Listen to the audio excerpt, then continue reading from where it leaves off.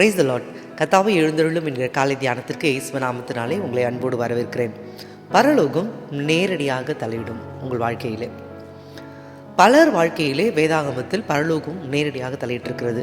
அதில் முதலாவது நாம் பார்ப்போமானால் மத்தேயு 1 அதிகாரம் 20 வசனம் சொல்லுகிறது, மரியாள் யோசேப்பிடம் தேவதூதன் அப்படி கனவுல போய் சொல்கிறார், மரியாளை சேர்த்துக்கொள்ள ஐயப்படாதே. உங்களுடைய குடும்ப வாழ்க்கையில் எந்த காரியங்கள் நடந்தாலும் தேவனுடைய தலையிடுதல் நேரடியாக இருக்கும்.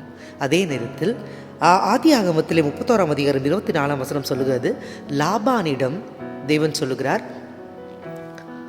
நலமானதை தவிர தீமையானது ஒன்றும் பேசாதபடிக்கு எச்சரிக்கையாயிரு அப்படின்னு சொல்லி லாபான் கிட்ட யாக்கோபு பற்றி அவர் எச்சரிப்பு கொடுக்குறார்.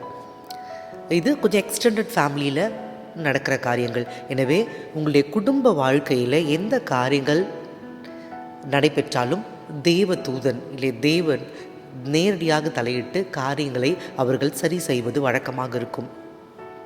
இரண்டாவது, சமுதாய வாழ்க்கை.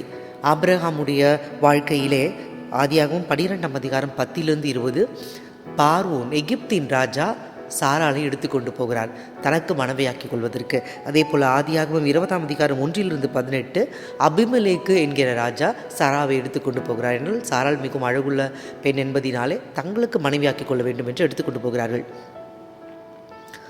தேவன் நேரடியாக தலையிடுகிறார், காரியங்களை அவர் செய்கிறார். மூன்றாவதாக பவுல், இயற்கையே அவருக்கு விரோதமாக வருகிறது. அந்த அவ்வளோ ஒரு சீற்றத்திலே அந்த கடலில் இருக்கிற கப்பல் சேதத்திலே அவர் பிரயாணம் பண்ணி கொண்டிருக்கிறார். கர்த்தர் அவருக்காகவே அவர் கூட இருந்த எல்லாருக்கும் தயவு பாராட்டி தேவதூதன் அவருக்கு என்ன செய்கிறார், திடப்படுத்துகிறார். இந்த 3 காரியங்கள் நாம் பார்த்தோம். உங்களுடைய வாழ்க்கையிலே கர்த்தர் உங்களை தெரிந்தெடுத்திருக்கிறார். இயேசு கிறிஸ்து உங்கள் மூலமாக இந்த உலகத்திற்கு தன்னை வெளிப்படுத்த சித்தம் கொண்டிருக்கிறார். அப்படி இருக்கும் பொழுது நீங்கள் ராஜரீக மரியாதைக்குரியவர்கள். ராஜாங்கம் உங்கள் வாழ்க்கையிலே நேரடியாக தலையிடும். நாம் அப்படியே ஜெபிக்க போகிறோம். மகா கனத்திற்குரியவரே, ராஜரீக மரியாதைக்குரிய தெரிந்து கொள்ளப்பட்டவர்கள் எல்லோரும் கர்த்தர் நான் புவிக்கிறேன். என் தேவனாகிய கர்த்தர் எங்கள் மத்தியில் இருக்கிறே செய்ய போகிறதற்காக நன்றி. கர்த்தாவே, நீ எழுந்தருளி எங்களுக்கு முன்பாக சென்று கொண்டிருப்பதற்காக நன்றி அப்பா. பெரிய காரியங்களை செய்வீராக. என் தேவனாகிய கர்த்தர் உடைய எல்லா காரியங்களிலும் உடைய தலையிடுதல் இருக்க போகிறதற்காக நன்றி. முக்கியமாக இந்த நாளை ஆசீர்வாதமாக மாற்றி கொடுங்க. இந்த நாளிலே கைட்டு செய்கிற வேலைகளை ஆசீர்வாதமாக மாற்றி தருவீராக. முக்கியமாக படுக்கையில் இருக்கிறவர்களுக்கு கரம் தாங்கட்டும். தேவைகள் எல்லாத்தையும் சந்திங்க. இயேசு நாமத்தால் ஜெபத்தில் எடுக்கிறோம் எங்கள் அன்பு தந்தையே, ஆமென். தேவன் தாமே நேரடியாக தலையிடப் போகிறார். May God go with you. Have a great day.